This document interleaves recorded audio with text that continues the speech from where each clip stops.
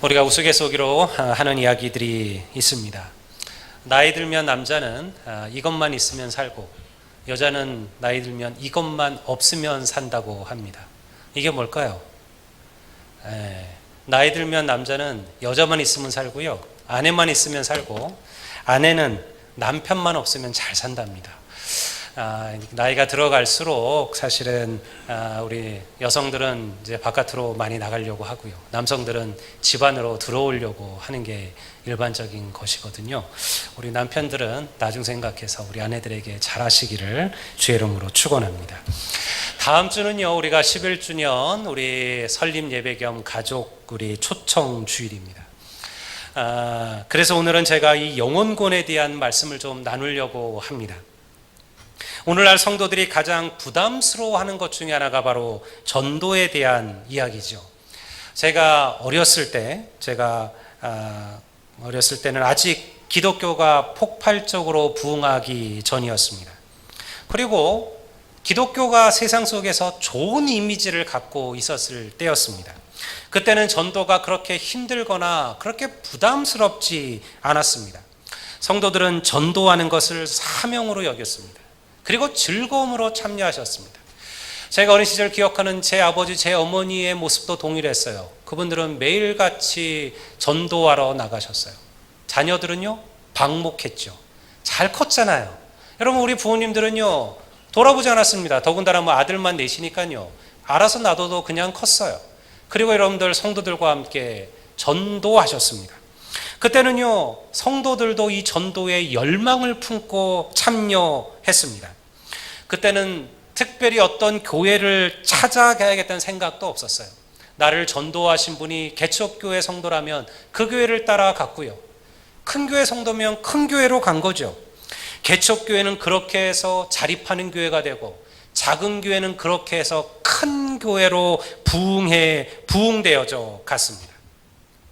하지만 오늘날 우리 성도들은 전도에 대한 부담감과 불편함을 느낍니다. 그래서 사실 목회자들도 전도 얘기를 하기가 쉽지 않아요. 교회에서 헌금 얘기, 전도 얘기하는 것은 참 쉽지 않은 일입니다. 교회 부흥은요, 사실은 산술적으로 보면 그렇게 어려운 게 아니에요. 여러분들이 1년에 단 한 명만 전도할 수 있다면 교회는요, 2배로 부흥하죠. 여러분들이 만약 1년에 단 2명을 전도한다면 교회는 3배로 부흥될 것입니다. 우리 중고등부도 지금 몇 명 안 되지만 우리 다음 주 친구 초청잔치잖아. 니들 한 명씩 데려오면 2배로 부흥하는 거야. 다음 주에 꼭 한 명씩 데리고 와. 이것들이 여러분, 이건 여러분들에게 하는 소리입니다. 우리 중고등부 하는 소리가 아니고. 여러분, 근데 실상은 우리 대부분은요, 1년에 단 한 사람도 하나님께 전도하지 못합니다. 무엇이 문제일까요? 다 사람들이 큰 교회, 대형 교회로 가려고 해서 그렇습니까? 아니면 내가 언변이 부족해서 사람들을 설득할 만한 그러한 말재주가 없어서인가요? 아니면 우리 교회가 혹할 만한 어떠한 시설과 인테리어가 없어서인가요? 아니요.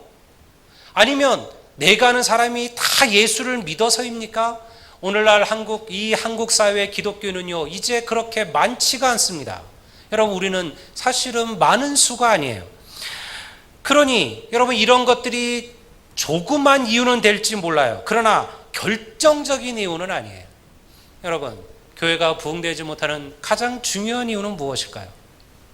간단하죠. 뭐 안에서? 전도 안에서예요. 그런데 이유는 거기부터 시작돼야 돼요. 그럼 왜 우리는 전도를 안 하냐는 거예요. 왜 못하냐는 거예요. 왜 우리는 전도의 열망을 갖지 못하냐는 겁니까? 여러분, 오늘 그래서 그 얘기를 제가 여러분들과 함께 나누려고 합니다. 우리가 오늘 읽은 본문 18절을 다시 한번 제가 읽어 드리겠습니다. 이렇게 성경은 기록하고 있습니다. 십자가의 도가 멸망하는 자들에게는 미련한 것이요 구원을 받는 우리에게는 하나님의 능력이라. 오늘 본문이 무엇이라고 말합니까? 바로 십자가가 하나님의 능력이라는 거예요. 십자가의 도가 하나님의 능력이라. 십자가의 도가 무엇입니까? 이것은요, 십자가에 달리신 예수 그리스도를 믿음으로써만 우리가 구원을 받는다는 진리를 말하는 거예요. 이 십자가의 도를 우리가 알지 못한다면 우리의 전도는 능력을 잃어버릴 수밖에 없다라는 것입니다. 사람을 변화시키고 심령을 변화시키는 것은 다른 데서 오는 게 아니에요. 여러분, 내가 예수 그리스도의 십자가, 그 구원의 감격, 예수 그리스도 나를 위해서 흘리신 그 보혈의 은혜를 절절히 깨닫고 있는다면요, 여러분, 우리가 전도하지 않을 수 없습니다. 우리가 생명을 사랑하지 않을 수가 없다라는 것입니다. 아마 성경의 인물 가운데 전도왕을 뽑으라 그런다면 그것은 당연히 바울이겠죠. 바울은 전 세계를 다니며 교회를 세우고 수많은 이들을 하나님께로 인도했습니다. 이 바울의 이 위대한 전도의 비결은 무엇일까요? 사람들이 바울에 대하여 오해하는 게 있어요. 아마도 바울은 사람들을 감동시킬 만한 아주 능숙한 언변을 지니고 있었을 것이다, 그렇게 생각을 합니다. 또 그가 다른 사람들을 압도할 만한 그런 풍채와 위엄을 가진 사도였을 것이다, 그렇게 생각하기도 합니다. 또 그가 또 다른 이들은 따라갈 수 없는 아주 탁월한 지적인 능력을 가진 자였을 것이다 라고 이야기하기도 합니다. 근데 하지만 성경이 바울에 대하여 설명하는 것은요, 전혀 달라요. 성경은요, 바울이요 아주 여러분들 말에 능숙치 못한 자라 그렇게 말합니다. 바울은 말에 능숙하지 못한 자라, 그리고요 그 풍채와 외모는 볼 것이 없는 자라, 그렇게 이야기하고 있습니다. 그래서 여러분, 바울과 바나바가 함께 다녔을 때요, 이방 사람들이 그들의 기적을 보고 무엇이라 얘기합니까? 바나바를 보고 스스라고 부르고, 여러분들 바울을 보고 허메라고 불러요. 이게 뭐예요? 스스는 제우스를 말하는 거예요. 허메는요 바로 이 제우스 신의 심부름꾼인 헤르메스를 얘기하는 거예요. 그러니까 바울과 바나바를 탁 세워놓으면요, 벌써 바나바는 그 풍기는 외모와 풍채가 마치 제우스 신과 같았다라는 거예요. 근데 바울은요 별 볼 일이 없는 아주 초라한 외모를 가진 자였어요. 초라한 외모에, 그리고 말도 제대로 능숙하지 못한 그가 어떻게 전 세계에 하나님의 교회를 세우고 사람들을 예수께로 인도하고 그리고 위대한 복음의 열매를 거두었을까? 그 이유가 무엇일까요? 여러분, 그는요 십자가의 도를 붙들고 살았어요. 그는요 항상 자기를 구원하신 예수 그리스도의 그 구원의 감격을 잊을 수가 없었습니다. 그것이 바로 바울로 하여금 위대한 전도자가 되게 한 거죠. 사랑하는 성도 여러분, 사람들의 심령을 변화시키고 그들을 바꾸는 것은요 오직 예수 그리스도의 십자가의 도라는 사실을 믿으시기를 주의 이름으로 축원합니다. 오늘 우리는요 말과 지혜의 아름다운 것으로 예수를 전하려고 해요. 그래서 실수하고 실패하는 것입니다. 제가 사회에서 부교육자로 부목사로 목회할 때나 혹은 군에서 사역할 때도 저는 수많은 하나님의 역사들을 경험했습니다. 저 역시 말과 지혜의 아름다운 것으로 하나님을 전하려고 노력했어요. 인간적인 지혜를 짜내어 다양한 이벤트들을 만들기도 했습니다. 그리고 여러분들 좋은 아주 사람들을 혹하게 할 만한 이들을 모셔다가 그런 집회도 했고요, 물질을 투자하고 환경도 변화시켰어요. 그래서 결론이 뭐였느냐? 여러분, 제가 깨닫게 된 것은 그런 것을 가지고는 사람들을 변화시킬 수 없다라는 거예요. 결코 예수 그리스도의 십자가의 도만이 영혼을 변화시키고 생명을 바꾸는 거예요. 여러분, 우리가 주님께 붙잡힌 바 되고 우리가 예수 그리스도의 십자가로 감격하는 인생이 되면 하나님은 반드시 우리를 통하여 하나님의 교회를 불같이 부흥시켜 주실 줄로 믿습니다. 제가 중고등학교를 다닐 때 중3 때 전도된 제 친구가 있었어요. 강진원이라고 하는 친구였는데요, 그 친구는 제가 전도한 친구의 친구였어요. 제가 한번 얘기 드렸죠. 저희 아버님이 개척교회를 시작하셨기 때문에 교회는 너무 작았습니다. 제가 중학교로 올라가서 처음으로 중고등부가 생겨났어요. 제가 중고등부 회장이자 총무이자 회계이자 유일한 회원이었습니다. 제가 처음으로 한 친구를 전도했어요. 근데 여러분, 하나님께서 불같은 부흥을 여러분들 중고등부에 부어주기 시작했어요. 이 친구가 다른 친구를 데려왔고요, 또 그 친구가 또 다른 자기의 친구들을 데려오기 시작을 했습니다. 그래서 여러분들, 저는 강릉고등학교를 다녔는데요, 여러분들, 제가 전도한 강릉고등학교 친구 한 명이 오고 그 친구의 중학교 친구 또 친구들 뭐 이래가지고요, 그냥 이 강릉 전역의 학교의 친구들이 중고등부에 모이기 시작을 했습니다. 근데 바로 그 친구의 친구가 전도한 친구가 바로 이 강진원이었는데요, 이 친구의 집안은 독실한 무속 집안이었습니다. 아주 그 무속에 찌든 집안이었어요. 제가 그 친구의 집에 놀러 갔는데요, 여러분, 집안 곳곳에 부적들이 사방에 붙어 있었습니다. 여러분, 그 친구가 저한테 이런 것도 보여주었어요. 갑자기 자기 베개를 꺼내더니요, 너 이런 거 봤니? 이러면서 베개 속에서 식칼을 꺼내는 거예요. 이게 그 뭐 말은 들어보니까요, 이게 뭐 몸이 안 좋거나 그리고 뭔가 좀 꿈이 안 좋으면요, 그 칼을 베개 속에다 넣고 잔대요. 그 아버지가 이렇게 시킨대요. 그러면 악기가 물러간다는 거예요. 완전히 무속에 쩌든 집안이었어요. 그런 환경 속에서 교회를 다니는 것은요, 쉬운 일이 아니었습니다. 새신자 선물로 처음 받아간 성경은요, 아버지에서 갈갈이 찍혀서 불에 태워졌습니다. 어느 날은요, 여러분들 중고등부 예배를 드리는데 우리가 다 보는 앞에서 여러분들 술 먹고 찾아온 그 아버지에서 머리채를 끄잡아 끌려가기도 했었습니다. 여러분, 그럼에도 불구하고요, 이 친구는 믿음을 포기하지 않았습니다. 여러분, 예수 그리스도의 십자가를 붙들었어요. 목사의 아들인 저보다도 훨씬 더 굳건한 믿음을 갖고 있었습니다. 여러분, 생각해 보십시오. 17살밖에 안 된 여러분, 그 중고등부 학생의 믿음이 그러했다는 것을 말입니다. 그 친구는요, 교회 부흥회 때마다 그리고 특별한 기도의 시간들마다 여러분, 자기의 부모님을 생각하며 울며 기도했어요. 하나님께서 내 아버지를, 내 어머니를 구원해 주시기를, 내가 주님을 만나서 이 믿음의 길을 살아가는 것처럼 내 아버지, 내 어머니도 우상을 버리고 무속을 버리고 그리고 하나님께 돌아오게 되기를.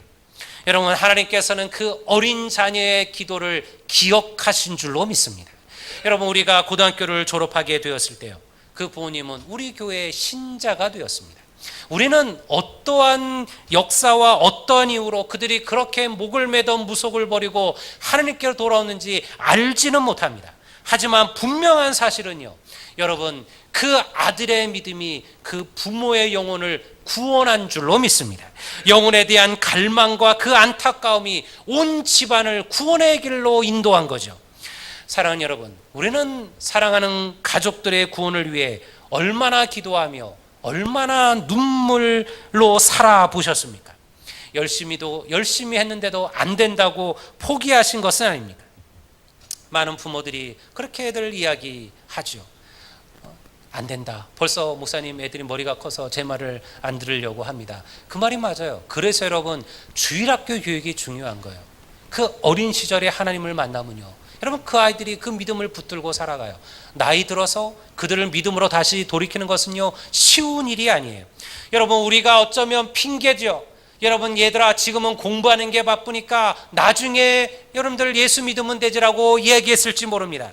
지금은 취직하는 게 바쁘고, 지금은 돈 버는 게 바쁘고, 지금은 결혼하는 게 바쁘니까 나중에 환경이 좋아지고 여건이 좋아지면 그때 하나님을 믿어도 된다라고 우리는 그렇게 생각했던 것은 아닙니까? 여러분, 예수 그리스도의 십자가 외에 다른 소망은 없어요. 다른 능력도 없어요. 보기에는 미련해 보이지만 여러분, 이 예수 그리스도의 십자가만이 위대한 구원의 역사를 일으킬 줄로 믿습니다. 여러분, 중요한 것은요, 영혼의 구원을 갈망하는 성도가 되어야만 합니다. 하나님의 부흥을 갈망하는 교회가 되어져야 합니다. 시편 42편 1절을 보면요, 시편의 기자가 이렇게 이야기하고 있습니다. 하나님이여, 사슴이 시냇물을 찾기에 갈급한 같이 내 영혼이 주를 찾기에 갈급하나이다. 물이 부족한 광야에서 사슴이 시냇물을 찾는 것은 살고 죽음의 문제였어요. 물을 찾지 못하는 사슴은요, 결국은 목말라 죽게 되거나 그리고 맹수들에 의하여 붙잡히게 될 겁니다. 그러니 목마른 사슴이 시냇물을 찾는 그 갈급함이 어떠할까요? 여러분, 오늘 우리에게 하나님에 대한, 영혼에 대한 이런 갈급함과 간절함이 있느냐는 거예요. 온통 오늘날 이 시대의 사람들은요, 세상적인 것에 대한 갈급함으로 가득 차 있어요.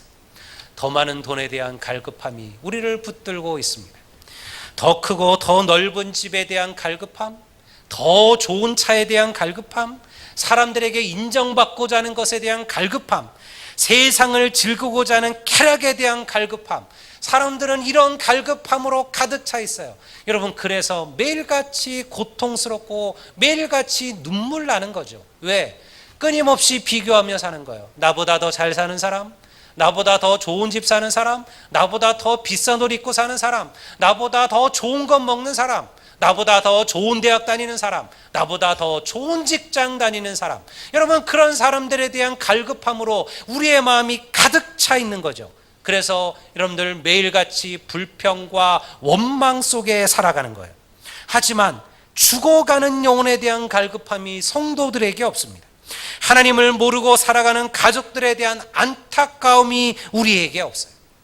여러분, 우리가 다음 주에 11주년 설립 예배인데 왜 가족 초청 주일로 제가 제목을 달았느냐? 여러분, 이것이 우리에게 계속 주어지는 일이 시간이 아니기 때문에 그렇습니다. 여러분, 우리의 생명을 누가 알겠습니까? 하나님께서 왜 부자를 어리석다 말씀하셨어요? 여러분, 그가 자기의 물질을 쌓아두었죠. 그리고 여러분들 먹고 마시고 즐거워하자라고 얘기했습니다. 하나님께서 그를 보고 이 어리석은 부자라고 얘기했어요. 왜요? 그가 돈이 많아서 어리석은 게 아니죠. 여러분, 그가 물질을 쌓아두는 것이 어리석다는 게 아니에요. 그가 자기의 인생의 끝이 어딘지를 몰랐기 때문에 어리석다고 말한 거예요.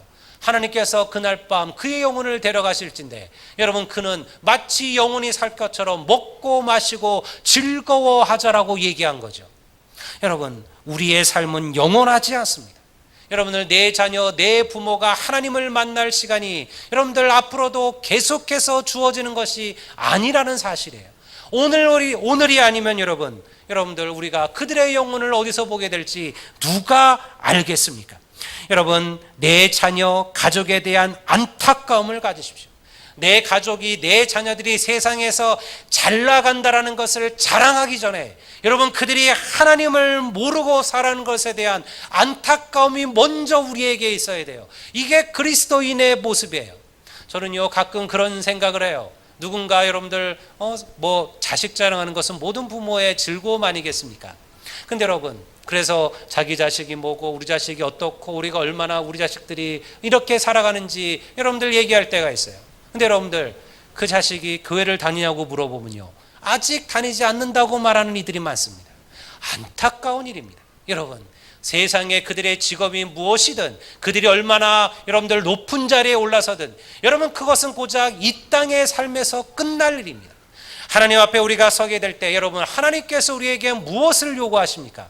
우리가 이 땅에서 변호사로 살았던 거, 판사로 살았던 거, 국회의원으로 살았던 거, 하나님은 그것을 보시는 것이 아닙니다. 우리가 이 땅에서 하나님을 섬기며 십자가의 돌을 붙들고 살았는지, 네가 성도로 살았는지를 하나님은 우리에게 이야기하실 겁니다. 그러니 여러분, 지금이 때예요. 자꾸 뒤로 미루어 두시면 안 됩니다.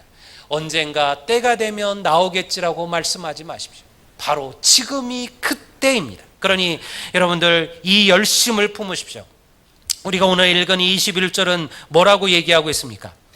하나님의 지혜에 있어서는 이 세상이 자기 지혜로 하나님을 알지 못하므로 하나님께서 전도에 미련한 것으로 믿는 자들을 구원하시기를 기뻐하셨도다.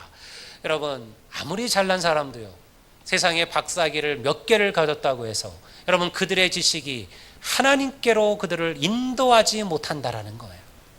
여러분, 하나님을 모르는 세상의 지식은요, 미련한 거예요. 그건 어리석은 거예요. 왜냐하면 세상의 지혜로는 하나님 앞에 다가올 방법이 없어요. 그래서 하나님께서 우리에게 무엇을 주신 겁니까? 전도에 미련한 것을 우리에게 알려주신 거예요. 우리가 보기에는 전도가 미련해 보여요. 야, 이렇게 해서 과연 저희들이 예수를 믿을까라고 생각을 하기도 하죠. 여러분, 그렇게 똑똑한 사람들이, 그렇게 잘난 사람들이, 그렇게 세상에서 여러분들 떵떵거리고 살아가는 사람들이 과연 내 얘기를 듣고 내 전도를 듣고 내 말을 듣고 그들이 하나님께로 돌아올까? 이건 참 미련해 보인다라고 사람들은 생각한다는 거예요. 그리고 여러분들 실제로 그렇게 보이기도 하죠. 여러분, 바울이 2000년 전에 이방에서 복음을 전할 때 이방 사람들은 이 바울의 복음을 미련하다고 생각했어요. 야, 미련하다. 야, 우리에게 얼마나 위대한 신들이 있는데, 우리에게 제우스가 있고, 우리에게 태양의 신 아폴론이 있고, 우리에게 바다의 신 포세이돈이 있고, 여러분, 우리에게 지혜의 여신 아테네가 있는데 왜 우리가 로마의 식민지 그 팔레스타인에서, 그것도 33살에 십자가에 못 박혀 죽은 그 사형수를 우리가 어찌 우리의 하나님으로, 우리의 신으로 우리가 받아들일 수 있겠느냐? 이런 미련한 것을 어찌 우리에게 전하느냐? 여러분, 이것이 2000년 전 이방 사람들의 생각이었어요. 그럼 어떻게 되었습니까? 여러분, 그 미련한 것이 여러분 세상을 바꾸었어요. 그 미련한 것이 여러분들 온 세상에 예수의 복음을 전했어요. 여러분, 그러니 오늘 우리는 이 미련한 것 붙잡고 나아가야만 합니다. 사는 여러분들의 가족들을 기억하십시오. 그들에게 주의 복음을 전하십시오. 여러분, 오늘 주보를 보셨나요? 주보에 뭐가 들어있던가요? 전도지가 들어있습니다. 2장씩 제가 넣어놨어요. 여러분들 전도할 가족에게 주십시오. 그렇지 않으면 여러분 누군가에게라도 전하십시오. 여러분, 전도는요, 여기다 꼭 데리고 오는 것만이 전도가 아니에요. 그러면 여러분 부담스러우실 거예요. 근데 여러분, 예수의 복음을 전하는 게 전도예요. 그러니 여러분, 오늘 이 전도지를 꼭 붙잡고 가십시오. 그리고 여러분들 집에다가 처박아 두지 마십시오. 여러분들이 만나는 누군가에게로 전하십시오. 저는 아들리안 교회를 다닙니다. 여기 조그만 전도지 한번 읽어보십시오 라고 전하십시오. 그가 그것을 안 받아도 상관없고요, 받으실 동에 버려도 상관없어요. 여러분들은 주의 복음을 전하는 겁니다. 여러분, 그 전도지가 바로 하나님의 복음입니다. 여러분, 그러니 오늘 우리가 그 은혜로 나아가야만 합니다. 이것이 하나님을 기쁘시게 하는 거예요. 여러분, 하나님께서는요, 전도에 미련한 것으로 믿는 자들을 구원하시기를 기뻐하셨다라고 말합니다. 전도에 미련한 것, 이것이 바로 하나님을 기쁘시게 하는 일이에요. 지난주 제 동생이 저희 교회에서 설교를 했습니다. 지난주 제가 가장 많이 들은 얘기는 동생이 낫네요라는 얘기였습니다. 제가 한번 그 교회 꼭 갈 거예요. 가가지고 제가 형이 낫다는 거를 제가 보여주고 올 건데, 여러분은 저에게 그런 얘기를 하고 갔어요. 형, 저희가 아들려 교회 이렇게 앞에 서서 말씀을 전해보니까 참으로 하나님께서 이 교회를 크게 부흥시킬 것 같은 마음이 들었어. 하나님께서 반드시 이 교회를 통하여 하나님께서 큰 역사를 하실 것이라고 믿어. 그런 얘기를 저에게 해주고 갔어요. 저에게 동생이지만 위로가 되고 용기가 되었습니다. 여러분, 하나님께서는 반드시 우리 아들려 교회를 크게 부흥시키실 줄로 믿습니다. 여러분, 그 부흥은 그리고 바로 여러분들의 열망과 간절함에서 비롯되어지는 것입니다. 여러분, 아무리 목회자가 부흥을 사모해도요, 성도들이 부흥을 사모하지 않는다면 교회는 부흥되는 법은 없어요. 여러분, 목회자가 전도하는 것이 아닙니다. 여러분들이 전하는 것입니다. 여러분, 주의 교회를 자랑하십시오. 성도들을 자랑하십시오. 장로님들을 자랑하십시오. 목회자들을 자랑하십시오. 여러분, 그래서 여러분들 이 간절한 열망을 가지고 세상으로 나가십시오. 하나님의 은혜로 우리 교회가 11주년을 맞이합니다. 어찌 평탄하고 좋은 일만 있었을까요? 여러분들에게는 11년인지 모르겠지만 사실 저에게는 2년밖에 안 된 교회예요. 여러분, 2년 만에 이 정도 부흥됐으면 크게 부흥된 거 아닙니까? 여러분들 앞으로 하나님께서 더 크게 부흥시키지 않으시겠습니까? 여러분, 하나님께서 우리에게 주신 은혜가 있을 겁니다. 한 가지는 분명해요. 여러분들, 우리가 하나님에 대한 열망을 품고 십자가의 돌을 붙들고 그리고 그 영혼의 간절함으로 나아갈 때 하나님께서 반드시 이 교회에 위대한 역사를 일으켜 주실 것임을 믿습니다. 여러분들, 사랑하는 이들에게 가십시오. 그리고 간절하고도 진실하게 그들에게 예수님의 이야기를 하십시오. 여러분, 내가 아버지라고 아들 앉혀놓고 야 임마 너 다음 주에 무조건 교회 와가 아니에요. 여러분, 그를 앉혀놓고 여러분 아버지로서 아들에게 진지하게 얘기하십시오. 여러분, 정말 여러분들이 원하시는 것이 무엇인지를 말씀하십시오. 내가 예수를 만나서 지금 어떠한 복을 누리며 어떠한 은혜 속에 살아가고 있는지를 여러분들의 부모님에게, 여러분들의 자녀들에게, 여러분이 사랑하는 사람들에게 가르쳐 주십시오. 여러분의 가장 간절한 소망은 여러분이 가장 사랑하는 이들과 함께 믿음의 길을 걷는 것이라고 그들에게 이야기하십시오. 성령께서 반드시 그들의 마음의 문들을 열어주실 것임을 믿습니다.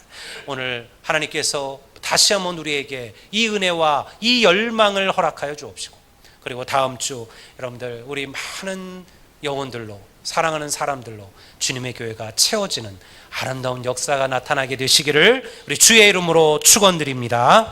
우리 다 같이 자리에서